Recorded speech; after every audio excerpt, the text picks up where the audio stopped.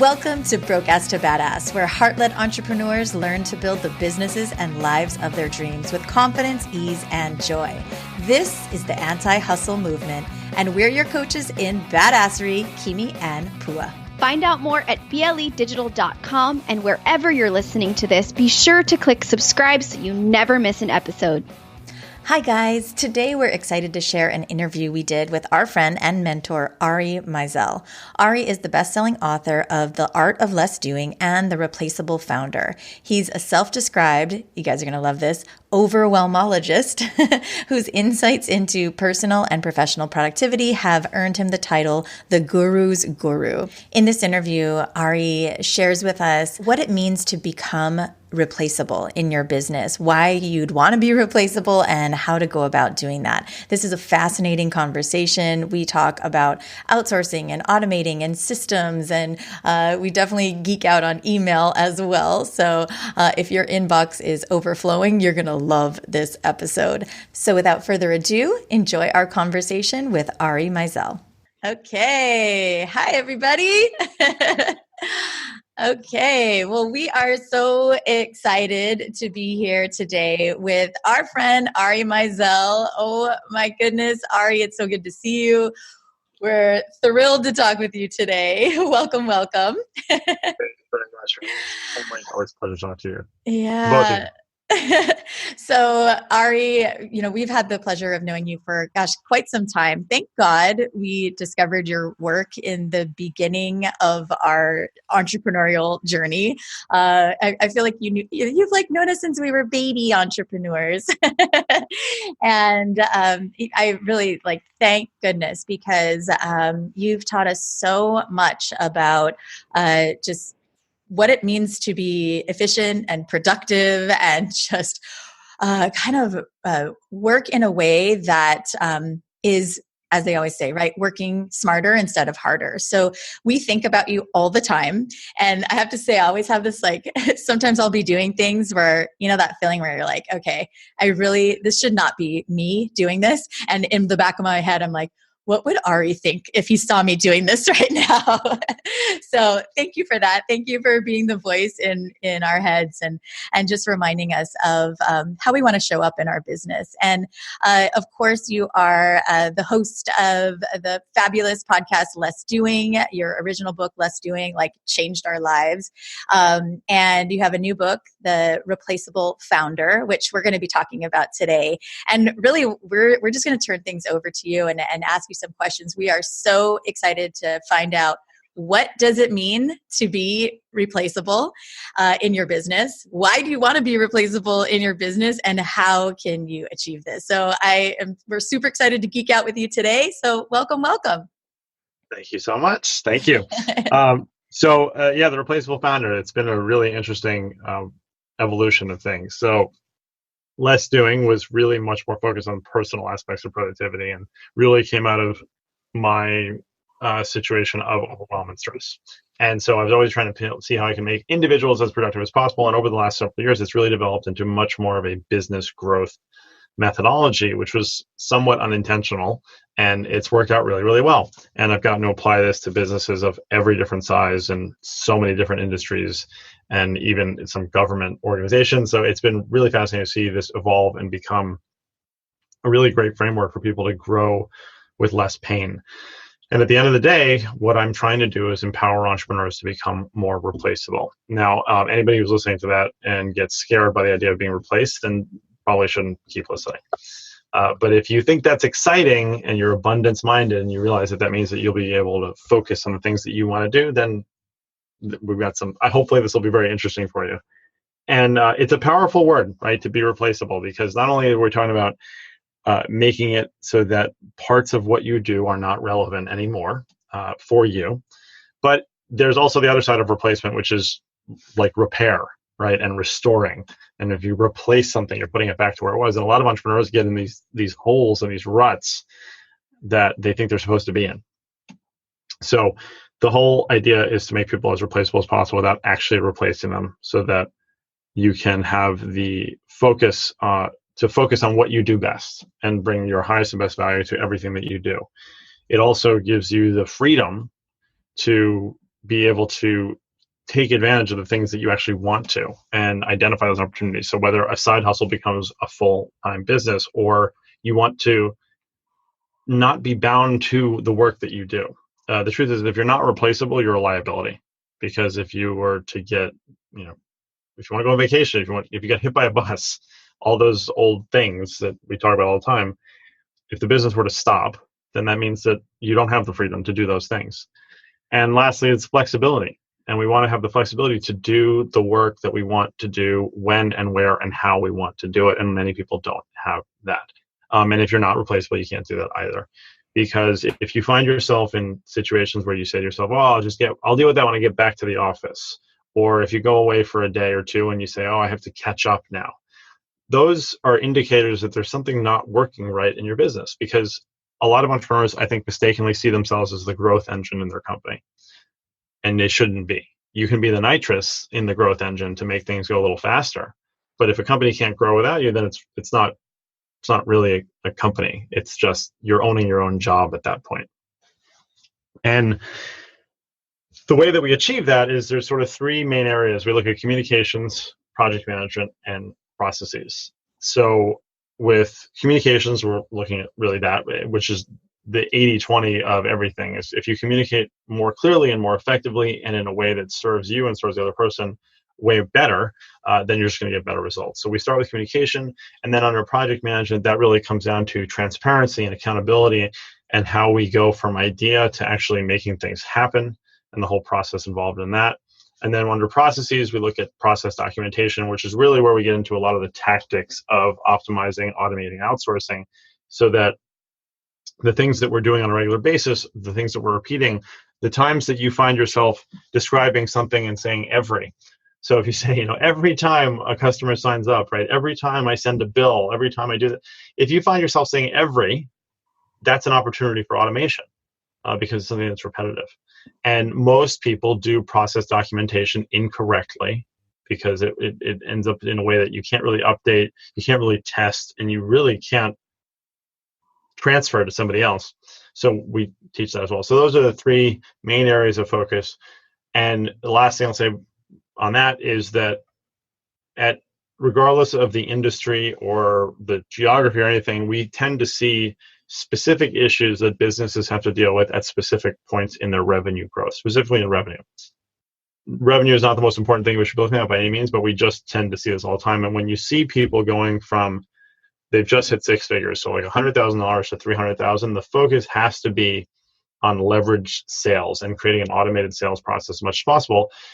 But the problem that most people face is when they flip over that $300,000 mark, and from $300,000 to $1 million, hands down, the number one focus is creating systems and processes that replace what you do well, because otherwise what happens is you become a victim of your own success. And you're hitting the phones and you're selling and you're hustling, and then you can't service the business that you've brought in. And that's why we see so many companies get stuck under $1 million, and they just can't break to that point because they're not able to get themselves out of the business, and they create their own bottlenecks.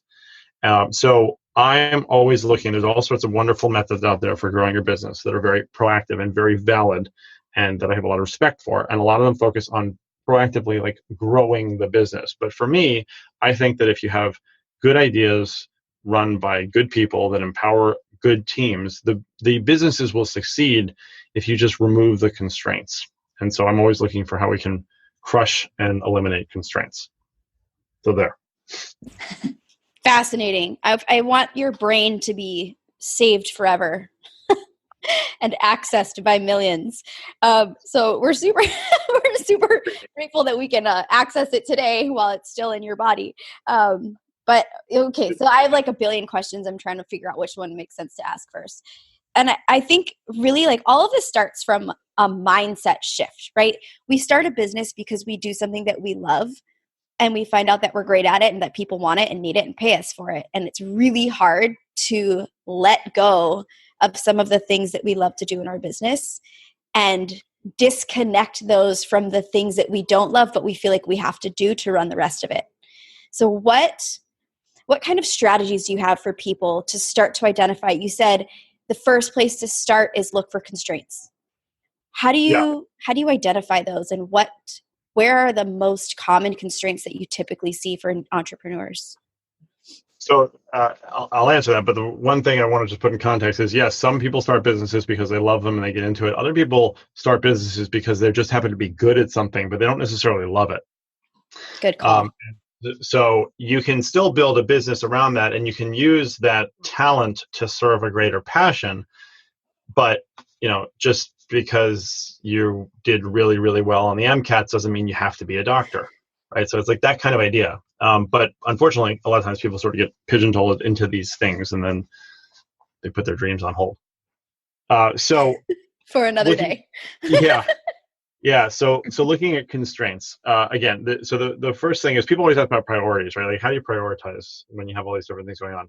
I always say, like, the thing that you should be looking at the top priority is the thing that you are slowing down the most, the thing that requires the most of your time or energy to get done before someone else can do their job. So it's not necessarily like, oh, this is an 8-hour project versus a 6-hour project. It's more just like, what's the thing that's going to take the longest before somebody else can do something? And I'm like allergic to bottlenecks. I'm really, really against bottlenecks. So we have a thing in my company, for example. I have a writer on my team named Amy, and no matter what she writes, if it's a blog post, an email, anything, she always sends me a draft before she sends it out. But she also knows that if I don't get back to her within an hour, she publishes, because I refuse to be that bottleneck. So I never want to think that, like, I'm going to be on a plane somewhere and get off 6 hours later and realize that the newsletter didn't go out, and then the excuse is, well, you didn't review it. And so we set those things up in advance. So again, you look for those things. And not only that, I know that I'm a really slow reader. And that will take a lot of time, and it will slow things down. So I refuse to be the bottleneck in any situation. So you look for those things. So anytime something has to come across your desk before it goes out, anytime you have to approve things. And what I sort of alluded to before, if you find yourself in a situation where you say, oh, I'll get to it as soon as I get back to the office, or as soon as I get to my desktop or my computer. If there are things that you can't do where you are, then you need to look at those as bottlenecks as well. And of course, there's always going to be something that you have to be in a particular place for, but people get in this mindset, and it is mindset, where it's like, I couldn't possibly get anything done. I can't answer an email unless I'm sitting in front of my, my 24-inch Mac desktop, right, with the keyboard. Like, it's ridiculous. If you can't do the majority of the things that you have to do in your business from your mobile phone, then that's a problem, and that's a constraint. And you need to be able to set up systems and processes to do that. And again, none of this is ever going to be perfect. But if you use that idea, just like we're not actually going to replace ourselves, but if we use replaceability as our sort of guiding light, it really informs the decisions that we make. So again, looking for those things where you have to do that. Catch up. Anytime you say you have to catch up, that's a problem too. If you should be able to go on a vacation without having to catch up, because what happens if you don't do that, is that people don't want to take vacations anymore because it's not worth the return. And then those automations, those are usually bottlenecks as well. But mainly it's the things. Oh, and the last one too is things where people are like, oh, I'm going to do it myself. It'll just take me a minute. That's my favorite, because there's a big difference between how long it takes to get something done versus how long it takes to do it. And so you might say it'll take me a minute, but if it takes you a week to get to it, then how long did it really take, and how many other things had to get held up in the process? And the last thing I'll say on that is that there's really this fascinating study about traffic patterns. And typically, at least in the US, when there is a car accident or a slowdown, some accident in traffic, every minute of stoppage of traffic takes 23 minutes for it to return to normal traffic patterns. So if something happens and traffic is held up for 10 minutes, you're talking about 230 minutes of time before traffic patterns will return to normal. And the human brain is not dissimilar. Wow. So, certainly you probably work with people that they come to you when they're like in it, and they're in that. What do you call yourself? A overwhelmologist? I love that. And so people are probably typically coming to you really overwhelmed, and that thing comes up for us, right? Where we feel like, I know I need this. I know I need to start making myself replaceable. I know that what I'm doing right now is not working.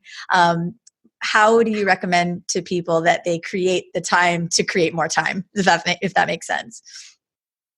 Well, so you're either going to do it because you're going to be active and make the decision to do it, or it's going to be that decision will be made for you because it's not tenable. It's just unsustainable. And we know that. And so there, hopefully people don't have to get to some sort of breaking point to do that, but most people do, unfortunately. That doesn't have to be the case though. And it's not also, this idea that like we have to stop the business in order to fix the business, and like it just doesn't work that way. There's some very small sort of incremental things that we can do to make that change. One really basic one is asynchronous communication and embracing asynchronous communication. So most people, again, I always can generalize this because I see it so often, they treat their communication tools as if they're all synchronous. And synchronous is what we're doing right now, right? Where you and I are having, the three of us are having a conversation live. Asynchronous would be email or text message or WhatsApp or Vox or anything like that. And a lot of people don't treat it that way. Many of us, I'm sure, are guilty of this and have seen somebody else do it where they send a text message, right? And they text the person and then they're like this, waiting for the person to respond, right? Which is ridiculous because that's not what a text message is supposed to be. It's supposed to be like, I send it, put it down, and go back to what I'm doing. People don't treat it that way. So, and that again is mindset shift. It's like you need to realize that these are your tools for communicating with your world the way that you want and not the other way around. So if you just start there with communicating using different tools for different means. And communication is the only area in productivity where I actually recommend and encourage people to have multiple tools. You don't see that anywhere else. So I would never want you to have 3 project management systems ever. But you could have 10 different communication tools, and that's fine because there needs to be an intention behind each one and how they're used. We have to separate internal from external communication. Don't ever use email for internal communication. That's a very, very bad idea. You don't have to use Slack, but Slack is a great example. But it doesn't have to be Slack, just something separate. And knowing that these things are for these kinds of people in these kinds of situations, setting those parameters for those people around you so they understand. I think for the last 5 years, if you call my phone, the voicemail says, please don't leave me a voicemail, send me an email. And I will not respond to people who leave voicemails ever. And it doesn't take long before people sort of get that and they get trained around that, because it's your choice. So that would be the very first one. Is you don't have to stop doing the business to do that. Just start communicating differently. And the last thing on that is that a lot of people presume that you can't have an asynchronous conversation that's important. And I can tell you that I have had sales calls with people who I've never gotten on the phone with, but we've had 4 or 5 Voxer messages back and forth. That was how the intro was made, and we started. It was convenient for me, and it was convenient for them. They could reflect and answer. I could do the same. It makes for a much more effective means of communication because what ends up happening is you get people at their best, and they get you at your best. Brilliant. Okay, so I know that people are out there thinking, "Oh my God, I'm supposed to have a different communication channel for every part of this, external, internal, with my team, with my clients, with my prospects." So they may be feeling more overwhelmed than less at this point. And I know that you talk a lot about really letting yourself set the expectations, right? Train other people to act the way that you are going to respond to, which I love. That's so brilliant. What do you recommend in terms of managing all of these channels, setting up notifications so it doesn't make you go crazy, setting up a schedule to check these channels? What kinds of tips do you have for people who are thinking, I can't do this? Yeah, so it's a fair point. And so if you're going to say there's just a few things you should have, the number one tool recommendation I have, and I always say that I'm very tool agnostic. You can use whatever you want. But there is one tool in particular that I really like, which is Intercom. So Intercom basically turns business communications into a team sport. And what you get is you can have all your your group emails, your business text message, even your live chat on your website, your Facebook Messenger for your business. What else? Your Twitter direct message, all that can come into one platform, and then you can communicate with those people and they could be customers, it could be customer service, it could be leads. So we use it for sales and for customer service. And your whole team can see those communication and respond. And so that makes communication really scalable. And what it means is that even if you as the founder are having a text message communication back and forth with somebody, and you go out to lunch and so they write back, your team member can take over and it's completely seamless and you get a whole profile of the person. So like that alone is a really interesting thing for people to start thinking like, because let me frame this in a different way. So a lot of people, when they're dealing with an email overload, they want to hire an assistant to manage their email, which is a terrible idea, honestly, because it doesn't actually address the problem, which is that you suck at email. And so, which is not the problem anyway. It's really that you have a problem with making decisions, which we can talk about if you want. And but this idea that it's not just like, oh, I'm going to let somebody else take over my email. This is like, no, I'm going to have a whole bunch of people work together with complete transparency to be able to respond and communicate and learn together and really provide a better experience, not only for our customers, but for our prospects, and improve those the speed and everything. And it's total mindset shift, right? It's like, it's not just that one person is getting in my inbox and I'm not. It's that 55 people maybe, or 3 people even, are all in the same place together. It's brilliant. I love that you give people back the control that they feel that they've lost with all of this technology and everything that kind of comes with having a business. Let's talk about email for a little bit, if you don't mind, and really what the underlying issues are. So I speak all over the world, and I've always asked the question, so what is your biggest productivity challenge? And by and large, no matter where I ask that question, the number one thing that comes up is email. People really struggle with email. And the email problem has absolutely nothing to do with email. It's simply a matter of being able to make better decisions and also using these different communication tools so you get less email in the first place. But the problem is that most people, the real problem is that email is a very unique situation from a biological standpoint, where you're able to, you have the ability to make thousands of decisions in a given day. That just doesn't happen anywhere else in nature or in business or in life, if you really think about it. And there's lots of research which suggests that we have about 22 good decisions in us in a given day, which most of us probably make before we walk through our bedroom door in the morning. So if you presented with that, a lot of people will just try to make each thing like a unique experience and have a unique decision for each one. And they get analysis versus analysis. They say, I'll come back to it. They're just not realistic about any of it. And then it's like, I actually get kind of heated about this when people like complain about their inbox, because it's so ridiculous to look at your inbox, which is an optional thing in your life. You do not have to have email to be successful. There are literally billionaires who have never had email. So nobody forced you to get email.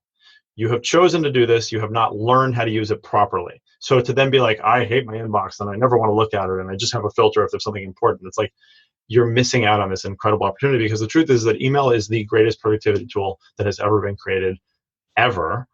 And for the people who say that they check their email twice a day, you're lying. And I check my email probably 50 times a day, because email is awesome and it's effective. And it takes me a few seconds to move mountains in my inbox. And all of that is possible if you just change the way that you approach your email. So the first one is that you need to have a filter, a very simple filter that basically says any email that has the word unsubscribe in it skips your inbox and goes to an archive. You can check it later if you want. If you have time, we're not deleting it. We're just moving it out of your inbox, which is a place of work. Then with the emails that you have only 3 choices of how to deal with them, the 3 Ds of email management. The first one being delete it. About 40% of the emails that we reply to do not require replies. So if you find yourself sending an email that says, K, got it, thanks, don't do that. There's a boomerang effect to email. And the more email you send, the more email you get. You're not doing anybody any favors in the entire world by doing that. So second is to deal with it. If you can deal with something right now, deal with it right now, because there won't magically be some 3-minute pocket later where it's just going to be perfect to deal with that thing.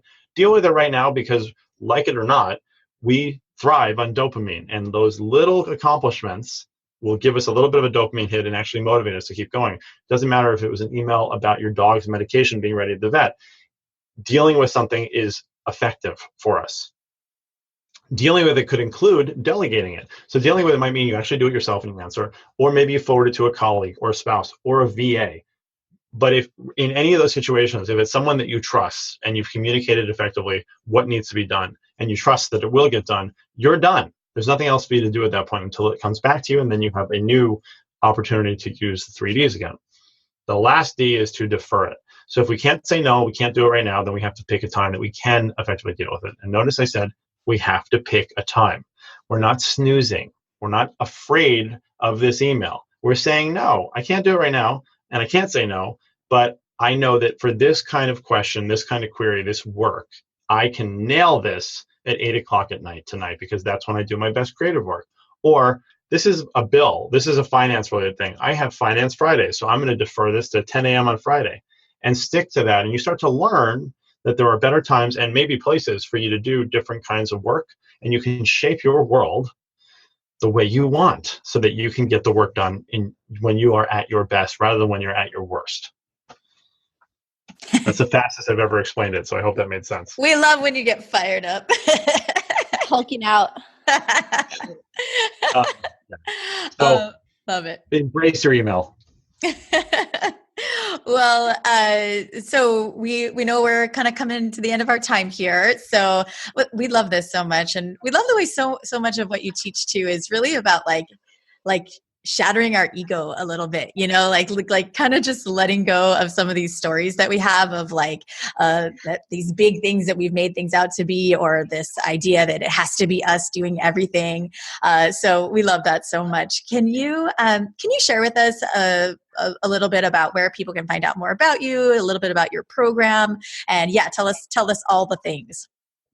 Yeah. So if you go to lessdoing.com, you can find everything there: the podcast, the blog, the books, the Replaceable Founder course, online course, and our Less Doing Leaders coaching program. But we actually have this really cool free mini course of the Replaceable Founder. So if people go to less.do/foundations, they can get that immediately. And it's pretty cool. We put some work into that. So I'm very happy with that. Awesome.